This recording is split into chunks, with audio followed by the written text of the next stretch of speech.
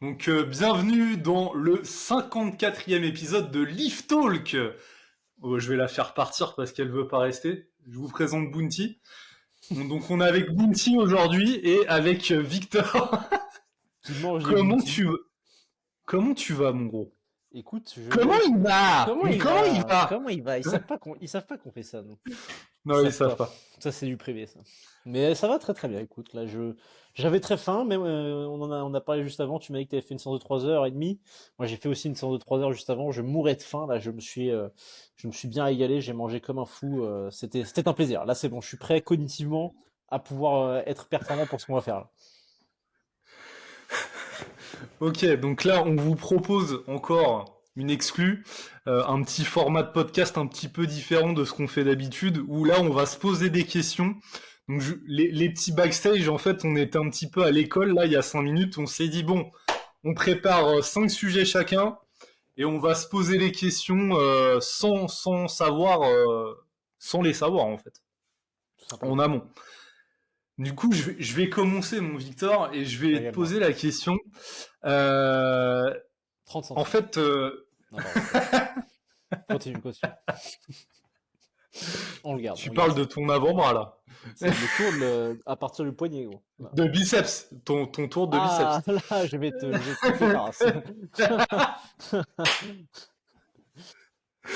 Donc, il y a une personne, Victor, qui prend contact avec toi parce qu'elle a une compétition dans un mois. Elle doit faire les championnats de France de FNSL 4 mouvements. Qu'est-ce que tu mettrais en place pour la prendre en charge et comment potentialiser au mieux le suivi qui est du coup assez court. Enfin, c'est une échéance qui est très proche. Comment tu t'organiserais, mon cher Victor? J'aime bien parce que à la base on avait dit donc pour que vous sachiez les chers auditeurs, on s'est dit des sujets voilà tac au tac, on répond un peu rapidement. Là Il gagne il du me fait temps un là. truc, Il gagne. il me fait un truc. Évidemment je peux répondre à peu près rapidement, mais bon non en vrai ça demande quand même pas mal de développement, c'est une question un peu vaste. Donc première partie, je ferai déjà un bilan assez vaste de pour avoir le maximum d'informations, puisque je pourrais pas recueillir les informations comme je le ferais habituellement, c'est-à-dire au cours de blocs on va dire, comment dire, préparatoire, entre guillemets, enfin, vraiment pré-compétition, pré-pré-compétition. Moi, j'aimerais bien commencer un sujet avec quelqu'un, s'il a un objectif de compétition, il faudrait que ce soit en 3 mois. Dans l'idéal, parce que ça me permet d'avoir un bloc un petit peu entre guillemets full test, un bloc où là on a expérimenté avant, on peut vraiment employer des choses user de ce qu'on a expérimenté pour avoir quelque chose de vraiment cohérent qui va vraiment fonctionner. Et ensuite, un bloc pré-compétition, donc phase de picking, puis taper. Et en sachant vraiment sur quoi partir, on a vu que la personne répondait plus ou moins au volume, répondait plus ou moins à l'intensité, qu'il fallait modérer de telle manière parce qu'elle récupérait plus ou moins, etc. Donc là, c'est vrai que il faut que j'ai le maximum d'informations parce que j'ai pas toutes ces données-là. Il faut que, pareil, j'échange au maximum avec la personne en espérant qu'elle ait une critique, une vision assez analytique de ce qu'elle fait pour être capable elle-même de me dire bah justement un peu ces données-là bah écoute voilà quand je fais pas mal de volume genre X séries par mouvement par semaine et ben je sens que ça me provoque pas mal de fatigue quand je passe ce stade-là etc et avec ces informations-là ça me permettrait d'avoir une forme de profil de réussir à profiler la personne parce qu'il faut se dire que globalement avec le coaching on arrive largement à force de voir pas mal de gens qui sont certes tous différents, on arrive quand même à les regrouper à peu près dans des catégories, même si évidemment à l'intérieur des catégories, il y a à nouveau des différences, mais globalement, ça permet déjà d'orienter le coaching dans une direction, et quand on est notamment dans un objectif de compétition, ça permet ensuite de se diriger plus facilement, ok, toi tu es à peu près dans ce groupe-là, dans les grandes lignes, donc je sais que je peux te faire ça et que ça va fonctionner. Donc globalement, voilà, je demanderai un maximum d'informations. Et ensuite, bah, assez rapidement, en fonction de ce qu'elle a fait aussi juste avant, de comment s'est terminé son bloc avant, est-ce qu'elle est crachée, est-ce elle est crevée, elle est vraiment très fatiguée, ou est-ce que justement ça va, elle s'est préservée, elle avait fait un deload et qu'elle était un petit peu en mode bon bah vers qui je me tourne, je sais pas, paf, elle m'a trouvé. Ça faisait 2 semaines qu'elle s'entraînait un peu en dilettante sans trop d'intensité. Je me dis ok, je peux direct mettre un petit peu, faire un petit peu charger la mule, on va dire. Tout en y allant quand même toujours avec précaution, mais voilà, je serais quand même aussi assez précautionneux. Disons que je préférerais, toujours ça l'image que je donne assez souvent, qu'elle soit entre guillemets sous-entraînée le jour arrivé à la compétition plutôt que surentraînée entre guillemets à nouveau, parce que quelqu'un qui est cramé, ça s'exploite toujours moins bien que quelqu'un qui est, on va dire voilà, qui a pas une trajectoire qui est parfaite sur son truc parce que justement il a pas répété suffisamment de fois son mouvement, etc. Mieux vaut ça, même si évidemment mieux vaut aucun des deux, mais mieux vaut ça que surentraîner. Donc je resterai aussi assez prudent sur le volume et l'intensité. Voilà. Ok, très bien. Est-ce que tu aurais des choses, toi, à compléter pour dire un peu ta façon de faire aussi? Ça m'intéresse. Ouais. Bah, déjà aussi, peut-être que je la préviendrai en amont de que un mois, effectivement, c'est très court, qu'on va pas pouvoir, par exemple, point de vue technique, vaut mieux ne pas faire trop de changements techniques. Ça sera pas magique en un mois, on pourra pas avoir le résultat qu'on aurait eu sur 3 ou 6 mois. Donc ça aussi, c'est un truc que je lui dirais, mais hormis ça, je trouve que tu as bien développé le sujet, donc c'est Mais c'est nickel. vrai que c'est intéressant ce que tu dis sur l'aspect technique parce que il faut vraiment avoir en effet cette notion de ok, tu as une technique qui est pas optimale sur le court terme, on voit paf, il y a tel défaut technique. Si tu mets en place des changements techniques, tu pourrais être plus optimal, donc c'est-à-dire tout simplement soulever plus lourd in fine quoi dans l'absolu. Sauf que sur le court terme, tu as toujours quand tu mets en place une nouvelle technique, une phase d'adaptation qui fait que tu deviens moins fort. Ça on en avait déjà parlé, je me rappelle très bien sur le podcast, on avait fait un podcast sur le squat, on parlait du pre-hinge, etc. Et en gros, bah, c'est exactement cette notion-là. Si tu mets en place des changements que tu estimerais pertinents sur le court terme, à moins que ce soit vraiment des grosses erreurs techniques, Ouais, voilà. ou des Mm. trucs tout cons. Tu sais, des trucs tout cons que tu dis quasiment rien et ça change instantanément et instantanément tu as du bénéfice. Mais si c'est vraiment des trucs qui changent, qui modifient la mécanique de mouvement, le problème c'est que la personne, elle, même si sa technique n'est pas efficiente, elle s'est renforcée autour de ses axes et du coup elle est forte spécifiquement par rapport à sa technique. Donc tu sais, un truc tout con, même genre de dire ouais, bah écoute, ton écartement, admettons, tu peux régler ta station, ton écartement au dips, il est pas optimal, tu vois. Ou pareil, ta stance au squat, elle est pas optimale. Tu t'es trop large ou ceci ou cela, tu vois. Donc tu pourrais rapprocher ou tu pourrais écarter. Ça, c'est des changements qui sont hyper, qui vont vraiment créer des grosses modifications dans les patterns et dans la capacité à produire de la force. Donc ça, pareil, ce serait des changements sur le court terme. Voilà, à moins que vraiment tac, tu fais tester, tu squattes un peu plus serré si la personne a du mal à avoir la depth parce que justement elle manque de mobilité et que squatter trop large, ça l'empêche de descendre assez. Bon bah peut-être que là il y aura un bénéfice, toujours balance coût bénéfice, mais si elle a l'adepte que la mécanique reste assez bonne et que on part du principe qu'a priori par rapport à sa morpho, squatter un peu plus serré pourrait être bénéfique, et ben c'est dangereux. Voilà, c'est dangereux dans ce profil-là quand on doit performer sur le court terme. Il faut faire ce qui fonctionne sur le court terme. Donc voilà, je pense on a bien fait le tour sur ce point-là. Maintenant à moi, c'est une question donc beaucoup plus entre guillemets légère. Euh, c'est tout simplement traction. C'est une forme de tu préfères. Moi j'ai fait pas pour chaque question, mais pour celle-ci. Traction supination ou pronation. Donc tu préfères faire toi et tu préfères coacher et orienter les gens vers quelle variante? Donc à titre perso, moi je tire toujours en pronation.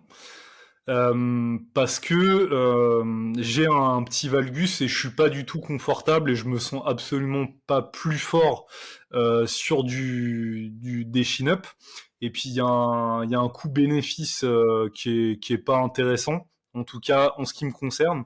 Par rapport maintenant aux personnes que je coacherai là-dessus, ça dépend en fait. Il y a deux options. Soit la personne elle est débutante, donc d'entrée de jeu, je lui mettrai des pull-ups, pronation, et puis on progresserait comme ça pendant des mois en pronation. Après, tu as la deuxième personne qui est quand même confirmée et qui fait des chin-up. Bah là, je vais pas lui dire bon, tu rebascules sur des pull-ups, c'est mort, c'est trop risqué, vas-y, on fait des pull-ups. Et puis pour revenir au premier cas, si la personne au cours du coaching, elle me dit bon Marco, j'aimerais bien tester des chin-up, sur mon warm-up, je me suis un petit peu testé, je me sens plus fort, j'aimerais bien voir ce que ça donne. Bah, je la mettrai toujours en garde en disant que c'est une variation qui est plus dangereuse. Autour de moi, j'ai beaucoup de gens qui se sont blessés au biceps. Donc déjà par rapport à ça. Et puis ça peut aussi avoir un effet placebo par rapport à ce qu'on peut voir aussi sur les réseaux, par exemple. On peut être influencé par ça. Même si, je sais pas s'il y a beaucoup de gens qui le savent, mais les plus grosses pull-ups, par exemple à Final Rep l'année dernière, c'était en pronation. C'était pas en supination. Je crois qu'il y avait un seul mec en supi et tous les autres étaient en pronation. Mais il y a de plus en plus de gens qui veulent faire les chin-up parce qu'ils voient les gens faire des chin-up, etc. Donc je les mettrai en garde par rapport à ça. Ça peut être aussi un placebo Histoire, voilà, ouais, je pense que je vais être plus fort. Est-ce que dans les faits, tu seras vraiment plus fort avec les chin-up? Et il faut toujours voir aussi l'aspect long terme. Et donc là-dessus, à moins qu'il y ait une énorme différence, et là, du coup, les bénéfices seraient plus vers les chin-up. Mais si vous avez très peu de différence entre des chin-up et des pull-up, restez en pull-up et progressez sur les pull-up. Et tout simplement aussi parce que bah, c'est vrai que les pull-ups bénéficient plus au muscle-up aussi, donc c'est intéressant, quoi. Ça permet d'avoir Ouais. un transfert plus effectif. Donc je suis Ah assez bon, ah d'accord bon, avec je le gros pensais que Marco. je pensais que les chin-up ça se transférait bien sur les muscle-up. Et ben écoute, alors c'est ce qu'on appelle, c'est simple, c'est ce qu'on appelle le principe de spécificité. Principe de spécificité, c'est simple. Tu veux progresser au sprint? Ah bah fais du squat et non, non, non, ferme ta gueule. Tu vas faire du sprint. Tu veux progresser au sprint, fais du sprint. Tu veux progresser au muscle up, fais du muscle up. Tu veux progresser au muscle up. Ensuite, qu'est-ce qu'il y a après les muscle up? Bah, a priori, il y a les tractions. Et quelle variante tu vas faire? Bah, a priori, je pense que quand tu fais tes muscle up, t'es en pronation. Donc c'est vrai que faire des tractions en pronation, a priori, va mieux transférer. C'est le principe de spécificité. Faut partir du plus spécifique. Et après, bah, évidemment, quand on use le filon du surspécifique, si on fait que des muscle-up pour progresser muscle-up et qu'on ne progresse plus au muscle-up, bah, on peut justement basculer sur d'autres trucs qui peuvent permettre de progresser indirectement. Voilà. Donc c'était une petite aparté. Voilà. Ah, je sais que t'allais surenchérir. Alors, peut-être une question plus simple. Victor, est-ce que tu préfères coacher des confirmés plus, ou des champions, on va dire, ou des débutants? Mais tu sais que là, en plus, je suis Et- content parce que tout à l'heure, comme j'ai dit, j'avais pensé à une question et je l'avais oubliée, je l'ai pas notée, tu vois. Et là, en fait, tu viens de me rappeler de ma question, mais c'est pas celle-ci, mais ça ressemble un peu dans l'idée. Bref, donc des débutants ou des confirmés, ça c'est une super bonne question. Putain, je suis interrogé. Parce qu'en gros, on va dire, je vais faire les plus des deux côtés. Les plus d'un débutant. C'est que le débutant, c'est une feuille vierge, c'est-à-dire qu'il n'a pas de trucs qu'il pense déjà, qu'il fait déjà plus ou moins mal, etc. Donc, c'est-à-dire que tu n'as pas des mauvais schémas déjà à défaire, ou potentiellement moins, parce qu'en tout cas, ils sont moins ancrés, vu qu'il les a moins répétés dans sa carrière. Donc, c'est vrai que tu pars d'une feuille vierge, ça peut te permettre de tout simplement tout écrire, et normalement, si tu es confiant dans ce que tu fais, tout écrire à ta manière, c'est censé être quelque chose de positif. Donc voilà, ça c'est plutôt favorable. Ça, ensuite aussi l'aspect satisfaction. Quand tu pars sur un débutant, il a un niveau qui est faible, il est sur un pourcentage de son potentiel exploité qui est faible aussi, donc ça fait qu'en fait il a une marge de progression qui est importante, donc il progresse vite, donc c'est aussi satisfaisant. Disons que en plus, il y a plus de place à l'erreur d'une certaine manière, dans le sens où un débutant peut progresser quand même avec un peu tout et n'importe quoi. C'est pas vrai, parce que en vrai tout et n'importe quoi, quand tu sais comment entraîner les gens quand même, parce que moi, je vois des gens, ils font vraiment tout et n'importe quoi et ça ferait pas progresser les débutants. Bref. Mais en gros, un peu toutes les stratégies qui fonctionnent, t'es pas obligé justement d'essayer de classifier la personne. Ouais, ça, par rapport à son profil, ce serait ça qui fonctionnerait le mieux. Non, t'es pas obligé. Tu sais qu'à peu près tous les trucs qui fonctionnent globalement bien, tu peux lui faire dessus et ça fonctionnera bien. Et après, justement, tu peux facilement filtrer pour être vraiment sur un truc très très personnalisé. Donc ça. Ensuite, pour un confirmé, bah c'est satisfaisant parce que lui, normalement, il y a de grandes chances que, vu qu'il est confirmé, tu m'as pas dit quelqu'un qui fait depuis longtemps, tu m'as dit quelqu'un qui est confirmé, donc à un niveau quand même qui est assez élevé, et ben, ça veut dire qu'il a quand même déjà bien compris les mécaniques, etc. Donc peut-être qu'il a des défauts de mouvement, petits défauts de mécanique, mais généralement, il va être plus à même de mettre en place les choses que tu lui dis, parce que tout simplement, il a une meilleure conscience de son sport, de son corps, il a une meilleure proprioception, il a déjà testé des choses, il s'y connaît peut-être sur si tu lui dis, tu vois là, ta dips, il y a trop d'extension d'épaule, tu fais pas assez de flexion thoracique, tu lui dis des termes comme ça, il peut comprendre, il sait à quoi ça renvoie, et du coup directement, tu vois, les échanges ils sont plus faciles, etc.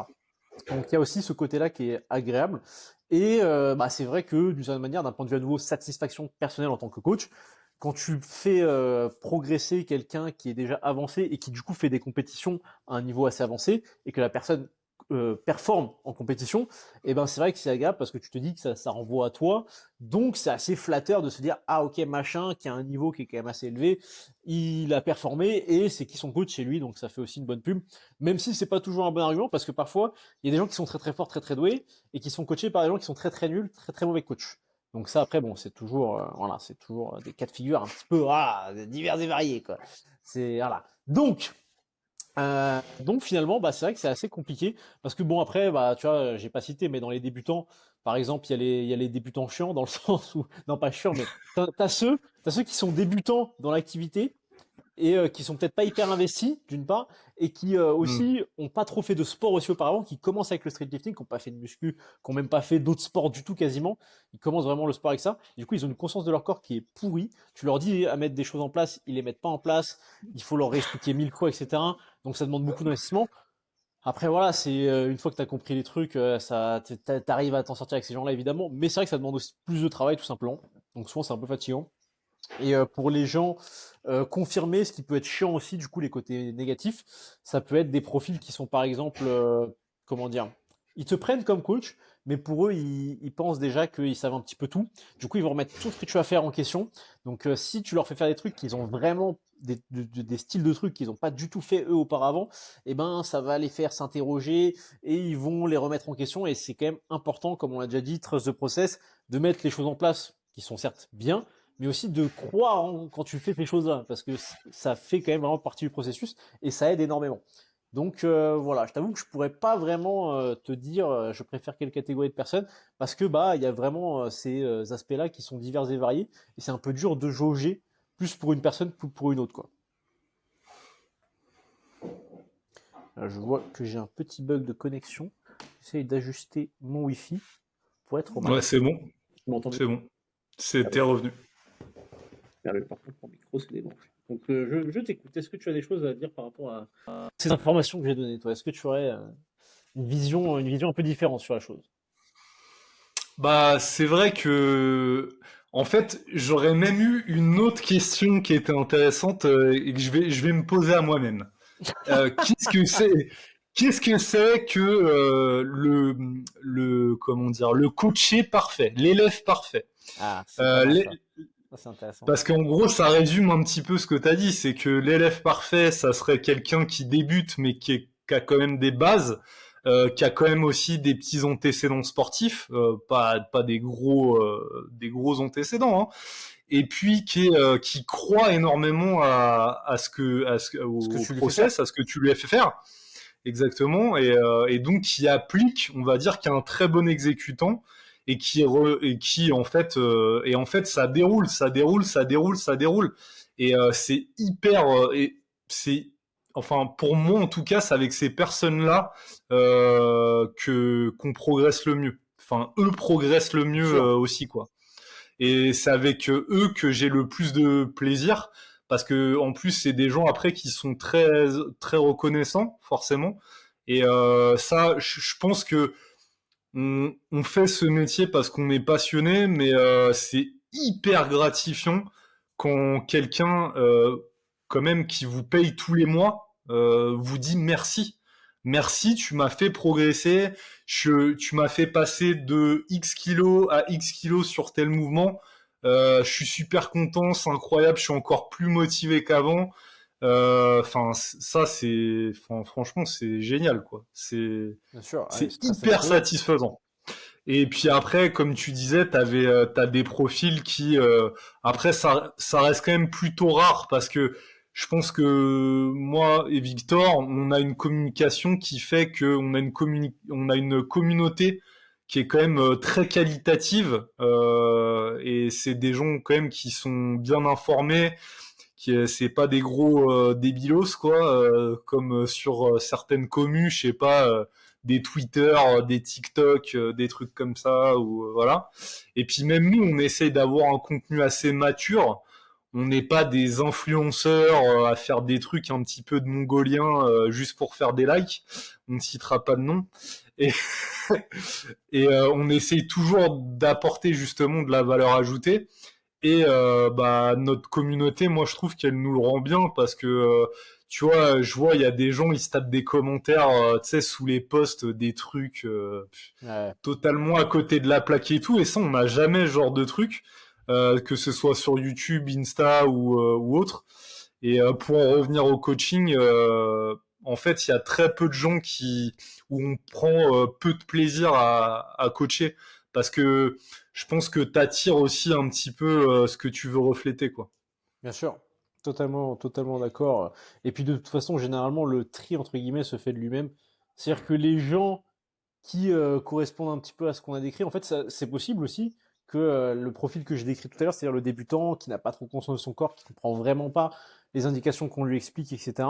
Il se peut que pour cette personne-là, le coaching distance ne soit tout simplement pas fait pour lui, parce qu'en fait, il lui faudrait quelqu'un derrière son cul, vraiment qui soit là, qui instantanément, quand il fait un truc, il lui dit bah non, regarde, tac, il lui montre sur lui, ensuite comment dire, il le place carrément en le touchant pour qu'il ait vraiment un retour proprioceptif, qui perçoive les choses dans les faits, quoi, au moment où il les fait aussi.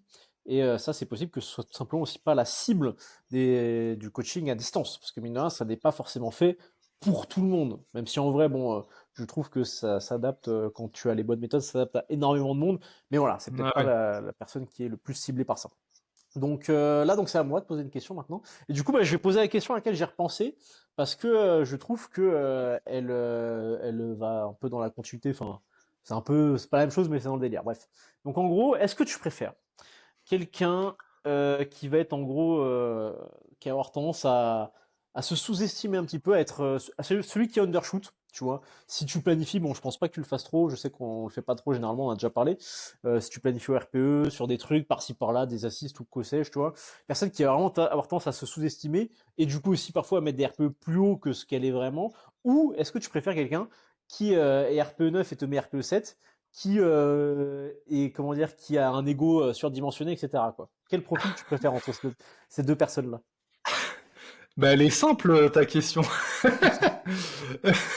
Bah, je préfère la personne qui sous-estime un petit peu la force tranquille, qui en a toujours encore sous le pied, parce que c'est le principe de la force, c'est si possible toujours en garder un petit peu sous le pied, et c'est ce qui va faire en sorte que l'élan va se poursuivre de bloc en bloc, parce que quelqu'un qui se surestime, pour moi, il aura beaucoup plus de chances de se cramer. Potentiellement, on fera aussi plus de déload, phase de pivot, il peut plus se blesser. C'est aussi potentiellement quelqu'un qui va beaucoup plus hors prog.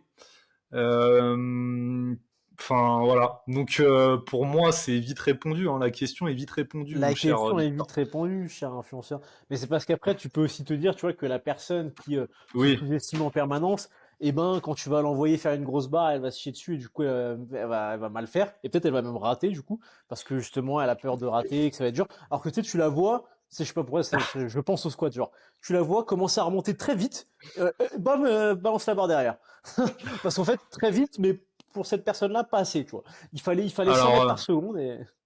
je pense que pour ce genre de personnes-là, justement, c'est là qu'intervient nos compétences de coach et humain, on va dire. C'est justement de savoir parler à la personne, la rassurer par rapport à son niveau réel et la mettre en confiance. Et ça, après, c'est une question aussi de ressenti et de savoir un petit peu déterminer si la personne a besoin ou non d'encouragement, Bien sûr, ouais. d'être un petit peu plus D'être poussé. suivi par rapport à tout ça. Ouais, Ou d'être modéré en parallèle. Parce que c'est vrai ouais, que moi, naturellement, on me pose la question, je réponds exactement comme toi, mais j'ai quand même des profils précis, tu vois, des gens que j'ai coachés, exactement les extrêmes de l'un et l'autre, tu vois, mais vraiment les extrêmes. Et ouais, assez étonnamment, tu vois, de manière assez rigolote, c'est-à-dire que bah, l'extrême du côté se sous-estimer, etc., et du coup mettre des RP trop, là pour le coup, comme on pourrait plus facilement s'y attendre, c'est une femme. Mais l'autre extrême qui se surestime, et qui a un ego de ouf, on cuttera. non, non, justement, qui a un ego de ouf, etc. C'était aussi une femme, tu vois. Donc c'est ça qui était assez marrant, Ah, tu vois. ah Voilà. oui, d'accord, ok, Eh oui, ok. exactement. C'était aussi une femme. Et c'était horrible, en fait. Non, mais c'était super dur à coacher. Parce qu'en fait, si tu veux, la personne, là, je fais un petit storytelling, tu vois. J'espère qu'elle se reconnaîtra pas ou qu'elle écoute pas. Mais en gros, la personne en question, qui donc se surestime, m'a annoncé à la base des max, tu vois, Ah oui. des max, etc. Voilà. Et cette personne m'avait dit qu'elle n'avait pas de vidéo. Donc, je me suis dit, ok, pas de vidéo. Moi, je fais confiance au max, tu vois. En plus, c'est une personne. Bref, je donne pas trop de détails. Ouais, bah non, sinon tu vas te mettre dedans. Je ferme ma gueule. Bref, tu vois, bref, les max, voilà. Donc, à partir de ces max, pour entamer une première semaine, je fais des pourcentages, machin, je commence comme d'habitude assez bas, etc. Et c'est déjà très dur, et la technique mise en place est pas bonne du tout. Comme si c'était justement déjà trop dur, en fait. Donc, un mauvais timing d'exécution, mécanique qui est pas propre, etc. Je me dis, ok, possible que la personne, j'en sais rien, tu vois, soit pas en forme, c'est max, c'est quand même ça. Donc là, j'ai quand même mis ça, donc l'écart est quand même colossal. Bref. Donc je me dis, bon, voilà, j'explique bien la technique à mettre en place, etc. Je fais des retours, machin. Je vois que la semaine d'après, et puis j'augmente un petit peu, je me dis, bon, ah voilà, je mets très peu en proportion, parce que je me dis, voilà. Et je vois que ça, à nouveau, c'est très dur. Et puis à nouveau, la technique à mettre en place est pas bonne du tout. Donc bref, en gros, pour faire simple, c'était très dur de réussir à raisonner la personne, de la faire descendre encore plus en charge que ceux que j'avais déjà fait commencer. C'est-à-dire qu'en fait, si tu veux, pour faire simple, le début de bloc que je voulais faire, donc comme je dis, des pourcentages qui sont vraiment bas hein, pour commencer, comme je fais souvent, c'était quasiment des trucs qu'il aurait fallu faire en fin de bloc. C'est pour te dire, je pense que tu vois, typiquement le squat par exemple, en max, ça devait être, il n'y a pas de vidéo, mais ça devait être un squat certainement où il manquait beaucoup de descente. Tu vois, ce genre de choses en fait. Donc, Hmm. et à l'inverse, j'ai aussi une femme également, comme j'ai dit, qui avait tendance comment dire, à se sous-estimer, voilà ça, beaucoup. Et là, c'est vrai que c'était un extrême très important parce que dès que je lui mettais des barres, notamment au squat, au-dessus d'une certaine charge, qui était pas si énorme que ça par rapport à ce qu'elle pouvait faire, genre vraiment, si tu veux, c'était simple, c'était 90 en gros le palier. La personne, il y avait 85, il y avait 87, ça passait, ça commençait un peu à avoir peur, etc. Il y avait 90, ah là, il n'y avait plus personne, c'était terrorisé, elle descendait plus, etc. Alors que 87,5 la semaine d'avant, RPE 7, super propre et tout, là, bam, palier psychologique de ouf, et toujours cette tendance à se sous-estimer, etc. Donc parfois, ça aussi, tu vois, c'est très très dur. Donc c'est vrai qu'après, c'est toujours une question d'extrême qu'on rencontre, c'est variable. Ok, donc là, c'est à moi de poser la question alors. Ça va être simple. En plus, je connais ta réponse. Tempo, pause ou poser tout simple sur l'exercice des dips. Ah, bah, tu connais ma réponse, je sais pas, pour moi, il n'y a pas de réponse universelle, tu vois. C'est vrai que, alors, si vraiment faut choisir, moi je dis tempo plus pause, parce que tu cumules deux trucs. Donc, si tu dois avoir que le tempo plus pause, et si t'as que le pause, t'as plus le tempo, donc c'est chiant, par défaut. Mais c'est vrai que le poser peut solutionner des trucs que le tempo posé peut moins solutionner aussi. Déjà, le posé, on a une contrainte en moins, donc on peut monter plus haut en intensité. Donc on peut faire des dips plus lourds avec quand même une variation. Donc c'est intéressant. Parce que le tempo, quand même, a tendance à faire que très souvent, même systématiquement, quand on monte un peu en intensité, la technique, elle est plus, je vais pas dire qu'elle est pas bonne, mais elle est plus la même du tout, vraiment, elle est vraiment modifiée par rapport à du comp. Donc là, on s'éloigne vraiment d'un point de vue spécifique quand on monte en intensité. Parce que généralement, le bassin, il a tendance à descendre très linéairement, de manière très linéaire. Sauf, sauf si genre tu fais du tempo en compète. Voilà. Salut Bilal pour si tu nous écoutes. Et là, du coup, c'est bon parce que finalement, son comp, c'est du tempo 4-0-0, donc c'est nickel. Voilà. Et la solution est toute trouvée. Mais du coup, voilà, en gros, donc c'est vrai que il faut utiliser les bons au bon moment. Et là, pour le coup, il n'y a pas de plus ou de moins. Je sais que toi, tu es un adorateur absolu du posé. Non, non, pas plus que ça. Ah bon. Justement, j'intègre souvent les deux maintenant. Et c'est vrai que ça, c'est marrant d'ailleurs. On pourrait carrément faire un podcast là-dessus sur notre évolution du coaching en street lifting au fur et à Ah oui. mesure du temps. Parce que on apprend tous les jours et on affine notre méthode au fur et à mesure. Et vraiment, au début, par exemple, je mettais beaucoup juste de pauses. Et maintenant, je mets du tempo posé, par exemple, sur des top sets ou des top singles. Et même, je reviens un petit peu du straight set, tu vois, à part sur des phases de construction pure et dure. Ouais. Mais même dans des phases de construction, je me dis que c'est toujours important quand même de garder des hautes intensités sur des rep range assez faibles. Et donc voilà, je sais plus ce que je voulais dire. Oui, par rapport aux pauses, que maintenant j'utilise vraiment le tempo et le tempo posé. Alors c'est vrai qu'avant j'évinçais pas mal ou je l'utilisais dans des cas particuliers le tempo, mais maintenant j'utilise quasiment systématiquement. Ah, de manière beaucoup plus cinématique. Moi aussi, c'est vrai que c'est une variation que je vais avoir tendance à mettre beaucoup. Souvent, l'énorme majorité des gens qui commencent un coaching, c'est des gens qui ont fait pas mal de Ouais, volume, pas mal de set and rep, etc. Donc, ils ont une tendance en fait à énormément rush l'excentrique et ils sont pas forts du tout dessus. Du coup, en fait, il y a un vrai besoin de se renforcer dessus et parce que ça finit par être le facteur limitant largement par rapport à la concentrique. Enfin, la concentrique, enfin, on rate sur la concentrique, mais parce que l'excentrique nous a pris toute notre force. Donc, c'est pour ça, quoi. Donc, c'est vrai que c'est une variation qui est assez nécessaire. Donc, maintenant, alors attends, je regarde laquelle je vais te poser là. Bon, ah non, oui, celle-ci est pas mal, elle est intéressante. L'intérêt de mettre du soulevé de terre dans une programmation de street lifting. Soulevé de terre Alors traditionnel. là-dessus, je pense qu'on va pas trop être d'accord. C'est vrai. Vas-y. C'est pour ça qu'il nous la pose. Mais parce que je sais que Victor, c'est quelque chose qu'il intègre régulièrement, on va dire. Et c'est vrai que c'est un truc que je mets moins parce que pour moi, pour que ça soit intéressant, faut atteindre des intensités, on va dire, modérées à élevées. Et en gros, c'est trop stressant, contraignant. En gros, pareil, coût-bénéfice pour moi trop important le coût. C'est pour ça que je préfère toujours des exercices plus comment d'assistance, mais plus comment dire spécifiques, style je sais pas des tirages unilatéraux. Ça c'est un truc que j'aime beaucoup intégrer, mais ça dépend des machines que vous avez. Et pour revenir à ton terre, pour moi aussi il y a tout un aspect technique qu'il faudra mettre en place. Et pour le coaching, ça fait encore un truc, en gros, Intégré. un, un exercice très technique. Ouais. Et du coup, ça va manger sur les retours peut-être que je ferai sur d'autres trucs. Tu vois ce que je veux dire? En gros, Ouais. ça éparpille encore un petit peu plus les retours qu'on peut faire. Parce que techniquement, il y aurait beaucoup de trucs à dire. Bien sûr, ouais. Ouais, non, je suis d'accord. Non, mais je suis assez d'accord. Pour moi, le raisonnement, il est tout à fait logique. Mais en fait, si tu veux, euh, pourquoi moi je trouve que c'est intéressant, justement, quand même, pour faire le parallèle? Parce qu'en fait, c'est un exercice que les gens n'ont très souvent jamais fait, en fait, pour ceux qui font du street. Hmm. Et tu disais qu'il faut monter à des intensités modérées à élevées pour en bénéficier. Et justement, bah, pour ces personnes-là, pas trop. Parce que, vu qu'ils en ont jamais fait, eh ben, ils sont tout le temps un petit peu durs, mais tu leur fais monter dessus et c'est tout le temps un petit peu dur. C'est tout le temps RPE 6,5, voilà. Et tu les fais monter, si tu trouves le bon incrément, tu gardes un super momentum.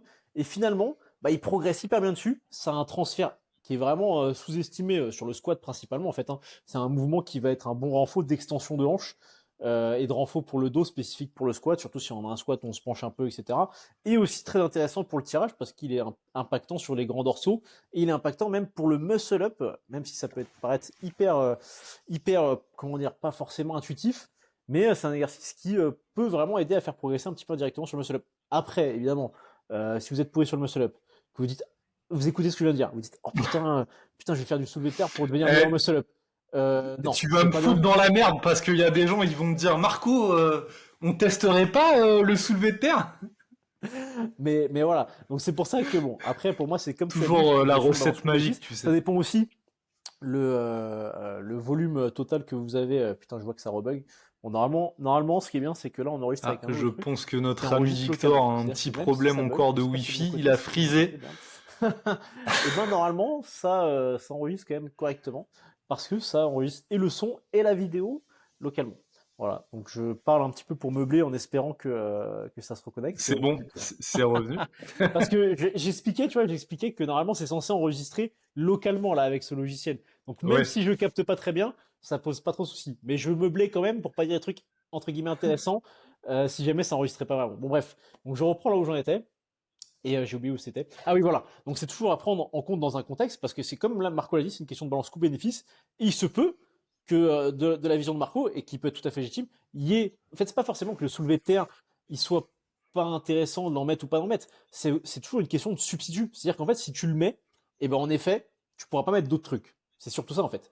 Parce que le soulevé de terre, en effet, bah déjà d'une, tu rajoutes un exercice, donc tu rajoutes du volume. Donc bah a priori, soit tu rajoutes de la fatigue si tu le rajoutes seul, soit tu substitues à quelque chose pour maintenir le même nombre de séries à la semaine et avoir un volume qui reste équilibré. Mais ça veut dire que tu enlèves donc ce truc-là pour le remplacer par le soulevé de terre. Donc peut-être que ce truc-là, selon Marco, est plus intéressant dans le renfort des grands dorsaux, dans le renfort du gainage de manière globale, dans le renfort des érecteurs de la colonne, donc pour le squat, et de le comment on appelle ça des fessiers, etc., de la chaîne postérieure pour le squat. Donc voilà, c'est toujours une question de balance coût-bénéfice. Moi, je vous encourage à le mettre, mais comme je l'ai dit, en faisant vraiment attention à l'intensité, parce que c'est une réalité, ça Marco a totalement raison, c'est un exercice qui est très taxant, et il faut vraiment bien gérer les choses pour pas que justement il soit négatif, qu'il soit trop coûteux en fait, mais qu'il vous Et apporte les bénéfices qu'il peut apporter. tu vois, le risque que je vois aussi, qui me vient, c'est un élève qui prendrait beaucoup de plaisir sur cet exo. Le risque, tu vois, et qu'en fait, il veuille trop progresser et que Ah ça ouais, empiète sur la progression sur le reste aussi. bien sûr, ouais. Parce que vu que les mecs qui font de la force, ils vont vouloir forcer à un moment donné. Bien sûr, ouais. Bah, après, Bien après, sûr. après, tu leur mets des séries de 5 ou 6 avec Pour les calmer. une pause mi-tibia, une pause mi-tibia à chaque rep et ils vont forcer même avec des charges pas lourdes du tout, hein. Ouais. Parce que ça, c'est la particularité du soulevé de terre, c'est que c'est un exercice où même ne serait-ce qu'un 2 RM, il est pas mal éloigné d'un RM, un 3 RM encore plus, proportionnellement aux tractions par exemple, où généralement on va avoir une proximité beaucoup plus importante entre son RM, son 2 RM, son 3 RM en termes de charge absolue que sur le soulevé de terre. Moi je sais que quand j'avais fait 2,80, le meilleur x3 que j'avais fait, c'était 250. Donc ça faisait quand même 30 kilos d'écart entre Hmm. 3 reps et une rep. Et ensuite, quand j'ai reprogressé dessus, et le meilleur truc que j'ai fait, j'avais fait 2 reps à 270 et j'ai jamais pu tester un nouveau RM malheureusement. Après, je suis redescendu. Donc là, maintenant, j'en fais que léger pour le moment parce que justement, bah, en termes de balance coût-bénéfice, c'est vrai que là, il impacterait ma progression si je le faisais de manière trop intense. Mais voilà. Putain, quand je repense à ces 2 reps à 270, c'était magnifique. Je suis sûr que j'aurais pu tirer 300 dans le mois si j'avais pas eu final rep, putain. Alors, j'ai une autre question pour toi. Comment tu gérerais, et qu'est-ce que tu dirais à une personne qui se plaint, entre parenthèses, de pas progresser de manière linéaire sur les 4 mouvements? Ouais, ça aussi, c'est pas mal. Ça peut être bien, ça. Mais à distance, c'est difficile. C'est vrai. C'est vrai que c'est pas pratique. Donc, eh ben, c'est voilà. Ça, on en avait parlé un petit peu dans un podcast très récent, je pense, avec le bon vieux Saiyan Vegan. Et pour moi, en fait, ce qu'il faut faire déjà, c'est avoir dans ces outils de suivi des trackers de progression, mais en fait tout simplement des tableaux qui évaluent les meilleures performances sur des formats différents, etc., pour voir tout simplement l'évolution, qu'elle soit vraiment représentée. Parce que parfois on se dit, surtout quand on fait des blocs avec un peu plus de volume et où on monte moins haut sur des x1, etc., genre tu as fait 4x5, je sais pas, je te dis un truc, tu as fait 4x5 à 30 kilos en traction, et tu trouves ça pas ouf, alors qu'en fait ton meilleur 4x5, vraiment ce format-là précisément, c'était peut-être 20 kilos, c'est-à-dire que tu as gagné 10 kilos sur 4 séries de 5, c'est beaucoup plus que de gagner 10 kilos sur une single, une série de une répétition. C'est énorme en termes de progression. Donc en fait, il faut avoir ces outils-là pour que la personne se rende compte de ça. Et après, justement, c'est ce que j'avais dit dans le podcast justement avec le CN Vegan, c'est que il se peut que bah, justement nous-mêmes, grâce à ces outils, eh ben, la crainte entre guillemets de la personne soit légitime et que ça permette de mettre en avant que ah c'est vrai, la personne ne progresse peut-être pas hyper bien sur cet exercice-là depuis un certain temps, machin. Mais après, bah, c'est toujours à remettre dans un contexte global. Est-ce qu'elle progresse sur ces exercices? Première chose à voir. Si c'est le cas, eh ben, à nouveau, il se peut que voilà, si elle a un niveau un peu avancé ou en fait, c'est pas un niveau avancé, c'est pas, je me suis mal exprimé. On en a déjà parlé ça aussi avec Marco, c'est très important. Si elle est déjà avancée par rapport à son potentiel qu'elle a, parce que voilà, admettons le 100% de quelqu'un, ça pourrait être d'avoir un total à 350 kilos en étant un homme, etc. Et le 100% de quelqu'un d'autre, ça pourrait être d'avoir un total à 550 kilos en étant le même homme, du même poids, de la même taille, etc. Simplement avec des facteurs génétiques. Voilà. Donc quelqu'un qui a un pourcentage avancé de son potentiel, donc la personne qui a 550 kilos de potentiel, bah 90%, voilà, vous faites le calcul, voilà. Et donc qui est déjà à 90% de son potentiel, et ben il se peut que voilà, en effet, elle ne progresse pas, peu importe le niveau à nouveau, mais par rapport à son potentiel, elle ne progresse pas sur tous les exercices à la fois, parce que c'est dur de progresser sur tous les exercices à la fois. Il y a des interactions qui se font, il y a pas mal de variables, notamment celle qui me vient en premier, c'est le poids, parce que le poids, il va jouer particulièrement sur la progression au squat, qui fait gagner beaucoup de kilos au total, et elle va être relativement neutre pour les dips, relativement pour la plupart des gens. Par contre, elle va être corrélée, mais négativement, avec les performances sur les tractions et les muscle-up. Donc ça veut dire que déjà, voilà, il se peut que, ok, je perds un peu de poids, tac, je progresse sur les tractions et les muscle-up, mais mon squat régresse, mes dips, reste plus ou moins stable, etc. Donc il y a aussi ce facteur-là qui vient rentrer en jeu. Donc globalement, une personne qui aurait cette problématique-là, qui serait dans ce cas de figure, et ben par rapport à son niveau, je lui dirais, bah écoute, là tu vois, tu as déjà quand même pas mal progressé, t'en es déjà certainement rendu à peu près à là. Ça veut pas dire que t'es foutu, que tu as plus progressé. C'est-à-dire que voilà, il faut faire des choix. Il faut chercher à prioriser des trucs.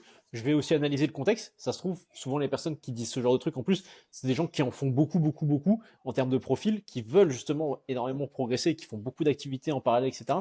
Et je sais pas, tu sais, c'est le genre de personne qui va aller courir à côté, qui va aller faire ceci, qui va aller faire cela, qui va être hyper actif, qui va vouloir se dépenser. Je vais dire, bah écoute, tu veux progresser sur tout, tu veux tout optimiser pour le street lifting, je comprends, mais limite les activités annexes parce que ça va puiser dans tes capacités de récupération, etc. Ça va jouer aussi là-dessus. Donc c'est vraiment ce truc de rassurer la personne, si c'est légitime par rapport à tout ce que j'ai expliqué. Et après, il se peut que on puisse se remettre en question parce qu'en effet, il y a peut-être des choix qui n'ont pas été optimaux. Qu'on aurait fait et il faudrait du coup via ces outils-là se rendre compte que ah ouais en effet t'as pas progressé depuis un moment sur cet exercice-là et c'est pas légitime. Tu devrais pouvoir avoir progressé sur cet exercice-là par rapport à ton niveau, par rapport au reste, etc. Donc c'est tous ces aspects-là à prendre en compte. Après il y a aussi le temps. La personne elle peut comparer les intervalles de temps qui sont trop faibles. Donc en fait j'ai pas progressé, c'était une semaine. Bah oui frérot, voilà. Moi j'exagère, je caricature, mais vous avez compris l'idée. Toujours un peu ce profil hyper actif et très impatient. Voilà. Qu'est-ce que tu dirais, toi, Marco, par rapport à ça? Ouais, bah, c'est ce que tu as dit à la fin, là. C'est un petit peu de lui refaire l'historique Ouais. du coaching, de où elle a commencé, quels ont été les gains au fur et à mesure du temps, la faire relativiser, en fait, sur sa progression et avoir une objectivité là-dessus et lui dire aussi d'apprécier, parce que, à mon sens, il y a très peu de gens maintenant qui arrivent à apprécier les progrès. Ils sont matrixés, je reviens toujours à ça, hein, mais c'est très positif et très négatif en même temps par les réseaux. Et ils se disent, non, ça je peux pas l'apprécier, c'est une perte de merde. Tu vois, Ouais. en gros, alors qu'ils ont pris 10 kilos depuis 2 mois, tu vois, sur, je sais pas, par exemple, les muscle-up.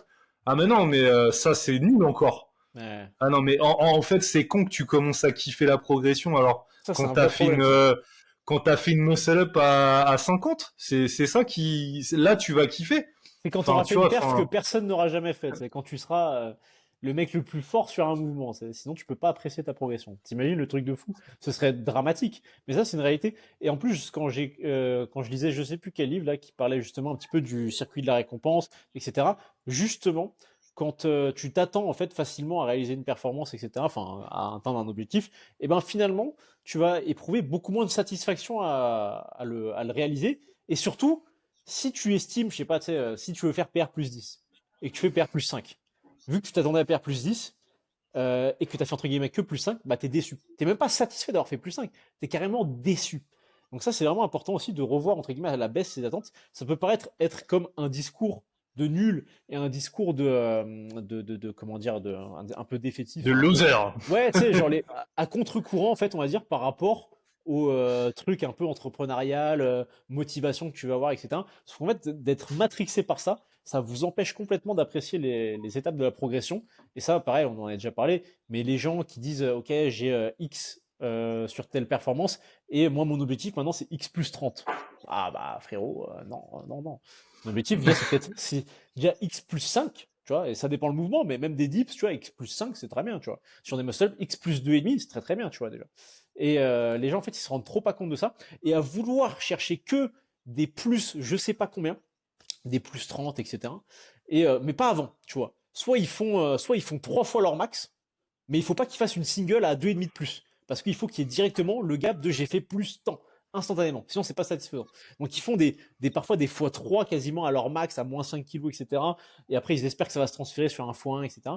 Et les mecs, en fait, ils poussent tellement des formats comme ça sur des intensités hautes qu'en fait, ils progressent pas du tout à l'ampleur qu'ils veulent et ils perdent vachement de temps. Tu sais, en fait, il faut faire le calcul. Admettons sur un mouvement tu gagnes à l'année plus 1,25 par mois. Donc ça paraît que dalle, plus 1,25 par mois. Mais si tu fais sur un seul mouvement à l'année, ça te fait une quinzaine de kilos, tu vois. Même ça fait peut-être sûrement un petit peu plus. Non, ça doit faire à peu près ça. Une quinzaine de kilos sur un mouvement. Mais il y en a plein, ils progressent même pas de 15 kilos sur un squat, sur des dips, sur les tractions. Bon, après, voilà, c'est un peu mis à part en termes de proportion, mais voilà. Donc ne serait-ce que de ça, d'avoir à chaque fois, je ne lui dis pas que tous les mois, il faut voir si en essayant de plus 1,25, tu fais ton max, etc. Mais voilà, en ayant cette logique de proportion, en découpant beaucoup plus à des intervalles de temps aussi plus réduits vos objectifs, vous allez voir qu'en fait, vous allez atteindre des paliers beaucoup plus rapidement sur une échelle de temps plus grande par rapport à ce que vous pensez. Donc ça, c'est une erreur, c'est un piège que moi-même j'ai trop fait, de vouloir me dire, ah oui, il faut que je fasse que tel palier, telle nouvelle performance sur un exercice, et finalement, en fait, jamais l'atteindre et le rater, et finalement perdre beaucoup plus de temps. Je pense aux dips, hein, voilà, quand je dis ça. De vouloir faire à tout prix 140. Putain, quel objectif qui m'a perdu ça. Donc bref, voilà, j'espère que vous avez compris l'idée. C'est qui ça, toi ou c'est à moi là? Je sais plus. C'est à moi là. Ouais, c'est non, non, c'est à moi. C'est à moi. Ok, c'était quoi ma question là? Ah, c'était soulevé terre là. Et on est parti sur tout ça, non? Ah ouais, je sais même plus en vrai. Ah, je crois que c'était. Parce que moi là, ma dernière question là, que je Non, vois non, sur non, mon truc, c'est. non, non, non, non, Ah non, c'était c'était toi. là, c'est Voilà, à c'est toi de ça. me poser la question. Oui, c'était Ouais, toi c'est à qui m'avais toi. posé une question. Donc, alors, attends, je regarde un peu mes questions. Laquelle j'ai envie de te poser? Ah, ça, c'est sympa, ça, j'aime bien. Parce que ça, on en a pas trop parlé. Parce que là, j'allais dire un truc, mais c'est pas mieux. Alors, attends, ça, c'est bien. Donc, muscle up, dead stop ou sans dead stop pour du comp. Et l'utilisation du dead stop, sans dead stop, etc. Comment tu répartis dans une programmation? Qu'est-ce que tu en penses?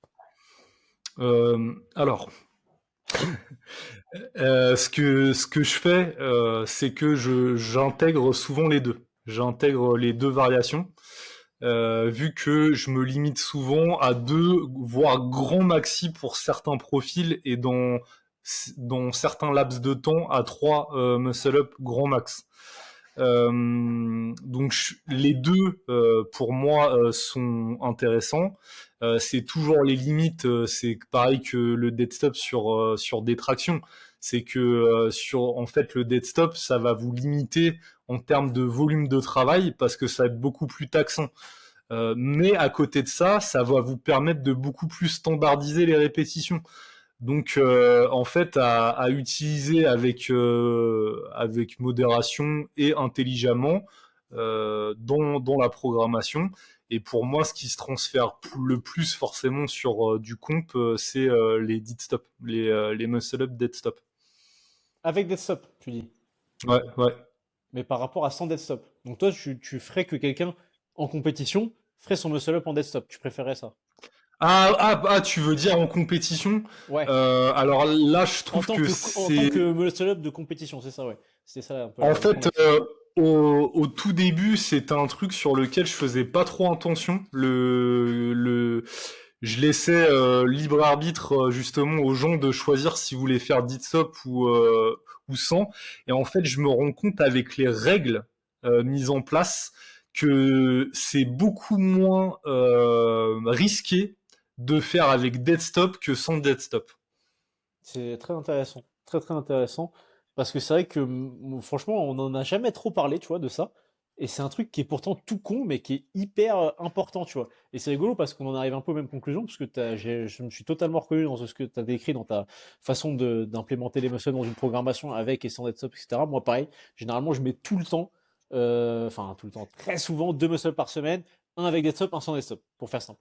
Et après, bah, je vois ce que la personne préfère, sur lequel elle se sent le plus à l'aise, etc. Et notamment, tu vois, ça me fait penser avec Alexis Gabouré, donc qui avait participé à la FNSL en moins de 93 en décembre dernier. D'ailleurs, Marco me doit un repas parce que Alexis avait fait un total supérieur à ce qu'il pensait qu'il ferait. Je le Ah, le rappelle, bâtard! je le Il rappelle, met dans la sauce! je le rappelle. Alexis, l'écoute pas, Et Alexis, il le il sait, de toute raconte façon, il n'importe le quoi. sait, je lui avais dit. C'est pas la question, c'est je veux bien rappeler qu'il faut que tu me ralasses. Voilà, c'est tout. Et T'inquiète du pas, coup, au mois de mars, je vais te ralasser.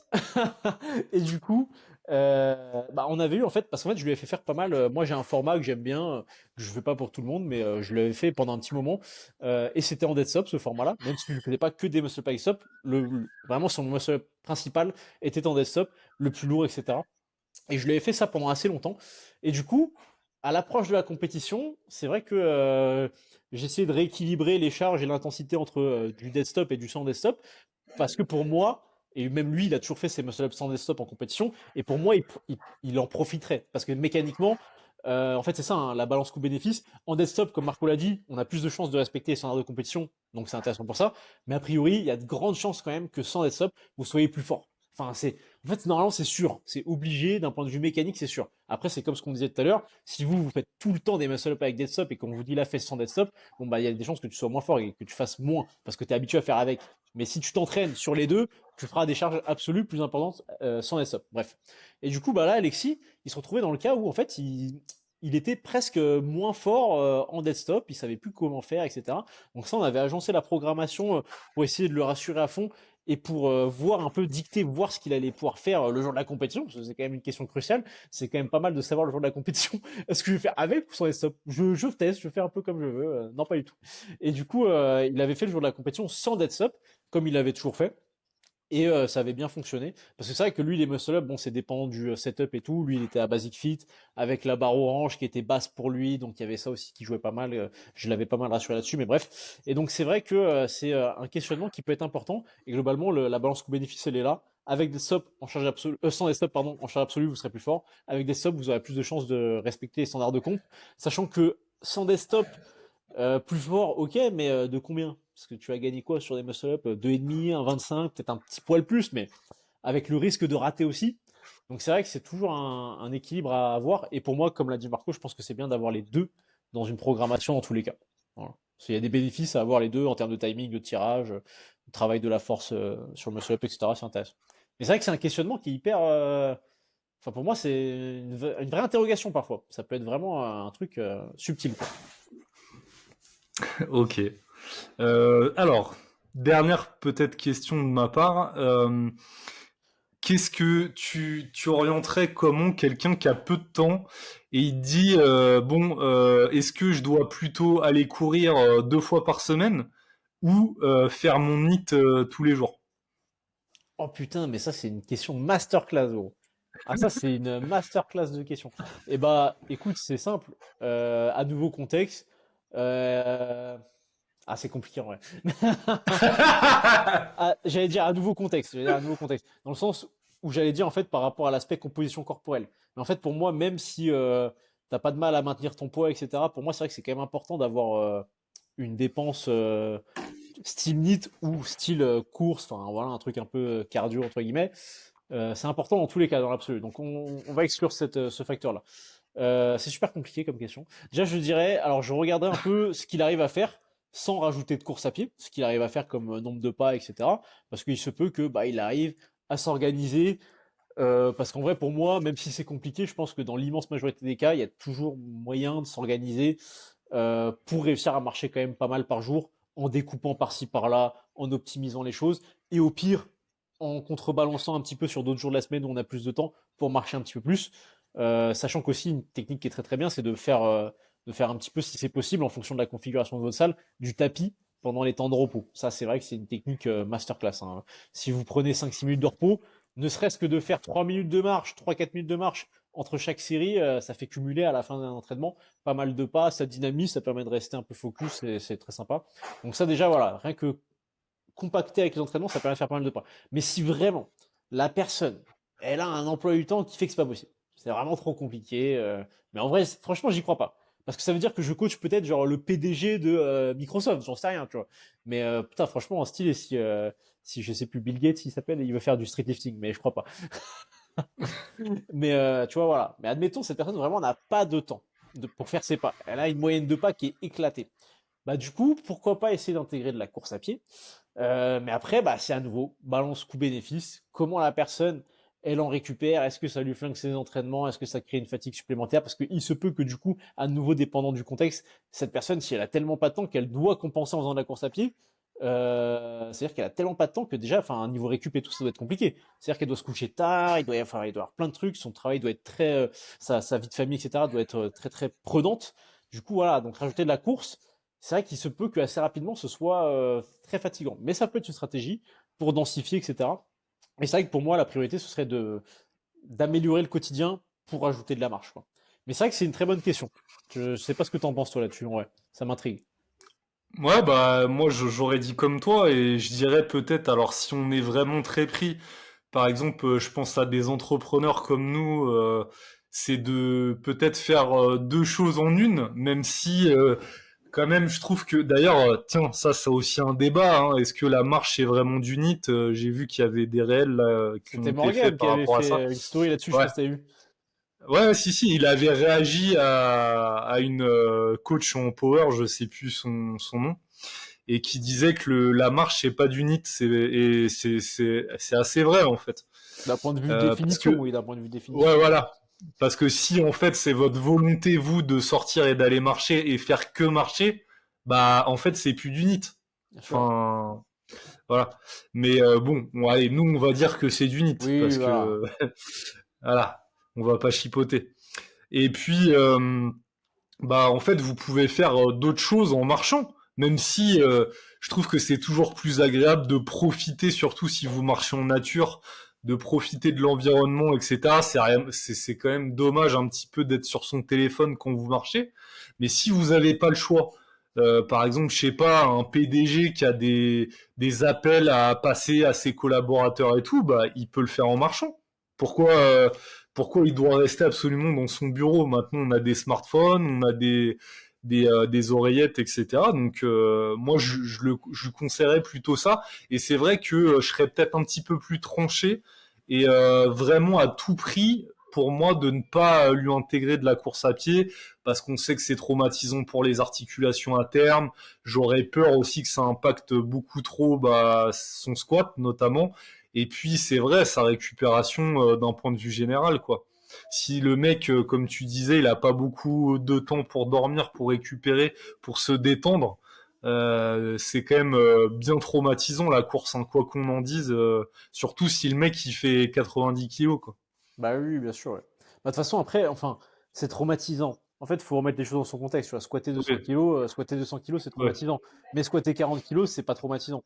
En fait, courir et courir, tu vois, il y a une différence entre squatter et squatter. Tu vois, squatter dans l'absolu, c'est pas traumatisant. Si tu mets 40 kilos, si tu mets 200, c'est traumatisant. Donc c'est sûr que si du jour au lendemain, tu cours et que tu cours 1 heure, 10 km heure, ne serait-ce que 10 km heure, c'est déjà pas mal, hein. 1 heure, et ben, ouais, il y a des chances que tu subisses pas mal, tu vois, parce que tout simplement, tes tissus, tes articulations, tes ligaments, etc. Tout n'est pas habitué en effet à cette contrainte d'un point de vue intensité, d'un point de vue durée. Donc en effet, bah, tu vas morfler. Par contre, si tu vas courir 8 km heure, tu cours 20 minutes. Là, a priori, tu vois, il y a de grandes chances quand même, à moins que sinon c'est problématique, ce soit possible à mettre en place sans que ça te génère de douleur, ou alors auquel cas, pour moi, il faut que tu travailles spécifiquement sur les articulations en question parce qu'il y a des points faibles qui sont tout simplement révélés par ça. Mais après, voilà, c'est toujours une question d'intensité à mettre en place.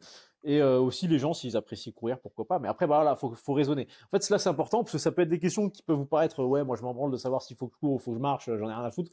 En fait, c'est pas forcément ça qu'il faut que vous pensiez en termes de cheminement. Là, ce qu'il faut que vous analysiez, c'est un peu le cheminement de réflexion qu'on a, dans le sens analyse du contexte. C'est toujours ça qui est très important, c'est d'avoir une pensée critique par rapport à. En fait, il n'y a pas de réponse toute faite pour tout le monde, quoi. Et c'est vraiment d'essayer de comprendre, ok, ça, c'est mes impératifs. Je fais un petit listing un peu. Moi, j'ai comment dire, tel besoin. Et en même temps, j'ai tel, c'est quoi le mot j'ai tel truc qui me contraigne, quoi, en gros, entre guillemets.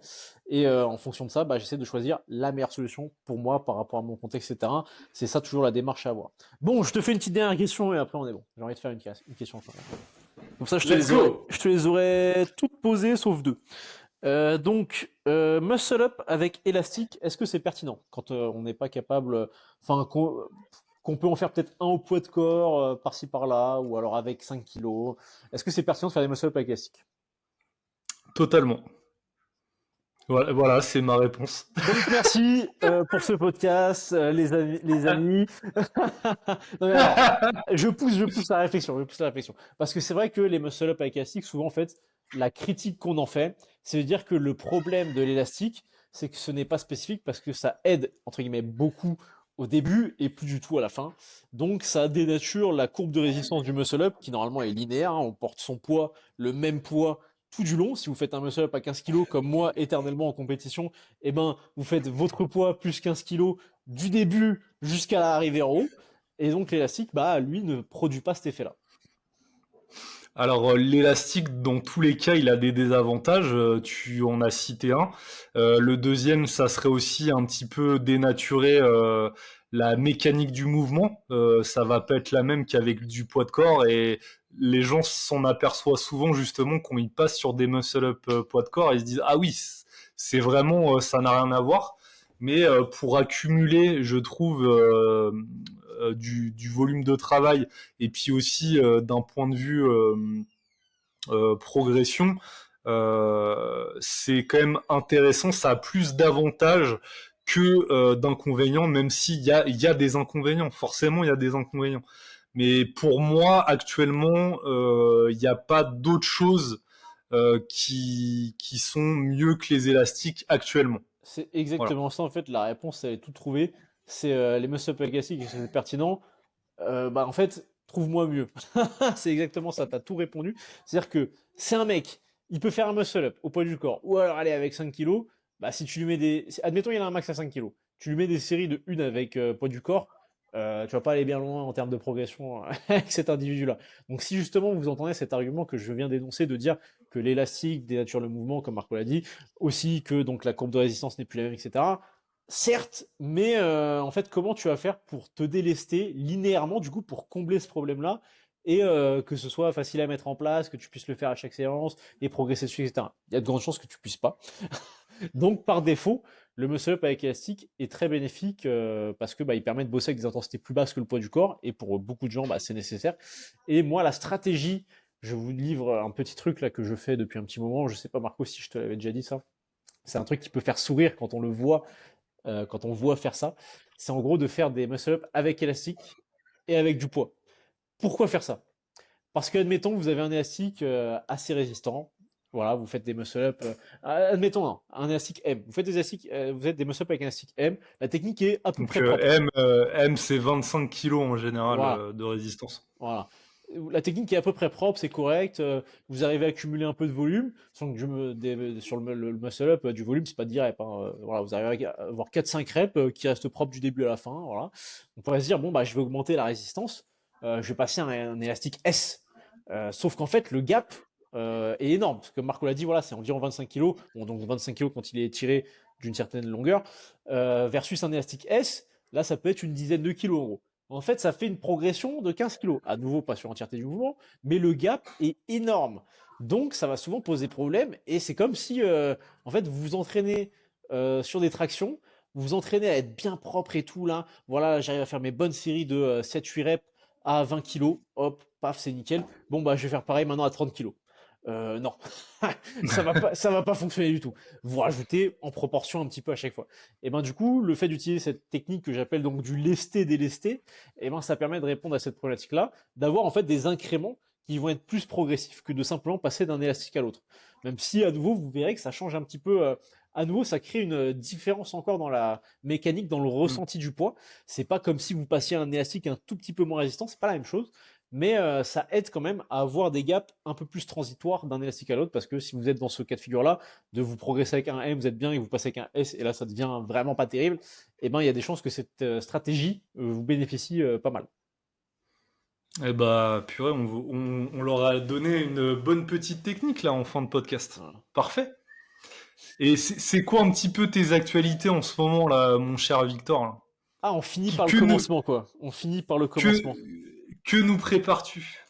Et ben, qu'est-ce que... Je sais pas, j'ai pas quoi te répondre, j'ai envie de te Si, dire... il y a pas une Ah! formation gratuite, je crois. Ah oui, d'accord. Non, mais tu me lances sur des trucs géniaux, toi, en fait. C'est génial.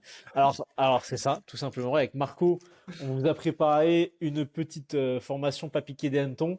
Bon, vous m'y verrez principalement, hein, mais en même temps, j'ai envie de vous dire, est-ce que c'est pas mieux comme ça? Ma belle gueule, quand même, avec vous. En plus, dégradé direct pour l'occasion. Self-made, parce que je ne vous l'ai peut-être pas dit, mais je suis barbeur en parallèle. Voilà.